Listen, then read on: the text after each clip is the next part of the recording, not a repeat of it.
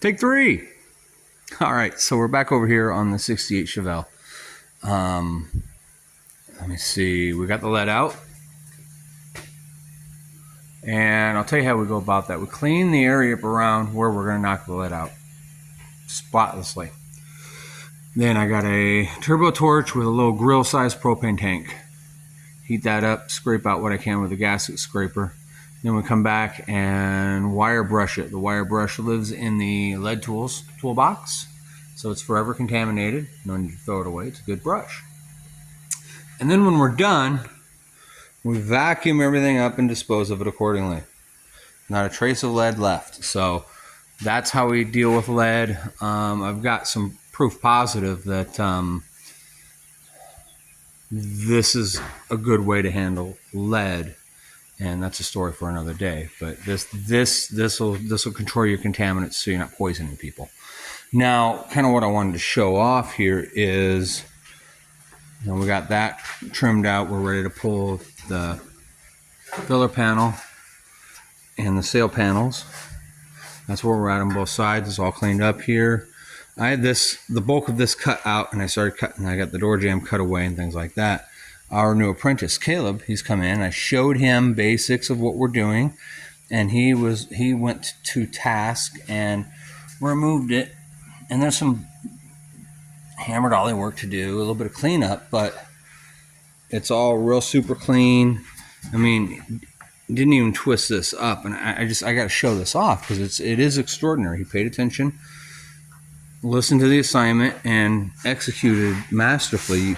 You can just barely see the little shiny spots where this got nicked, but it's not even something that has to be repaired or sanded.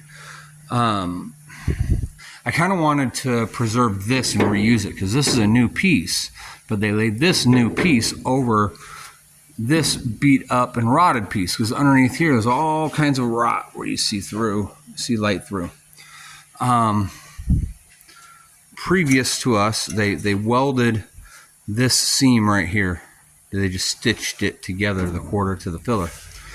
There's no welds down here where it really should have been, and it's hard to get to. Don't get me wrong, it's a pain to come in here because you got to come in from the inside and weld that up. Well, fucking do it. Pardon me, but just take that and do it. They didn't. It wasn't welded here at all. It's a pain to reach from the inside down. Do it. Make it happen. So with that, like I said, the time and care. And this is a few days work to make this happen as clean as it's happened. And we got this here that we've discovered. This is chewed up, but even with that chewed up, that's real not sturdy. It's not torn off. A lot of folks I know would have just tore that lip straight off pulling that quarter off. So now we're pressed with repair or replace. In this instance, I'm going to choose repair because I can repair even 3 feet of this lip more efficiently than replacing this entire outer wheelhouse correctly. I know some people like just slap it on there and go. No, it's tucked up underneath there. It's mated to the inner wheelhouse. It's tucked to the inside of the structure, and that's how I will put it back together if I have to remove it. Fixing that is more efficient. So this is where we're at. We got doors set. But I had to show off Caleb's work. That one's not bent all up. These are really important little things that you don't think about. Most folks don't ponder, but it's a lot. So yeah, we're going to replace the package tray and we're going to replace this panel. The expense of this panel is maybe an hour's worth of labor in recognition.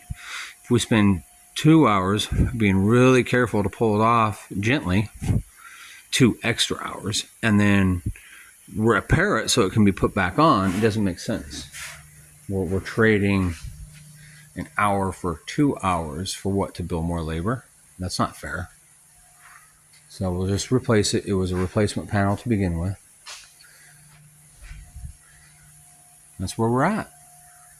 We'll catch you on the next one.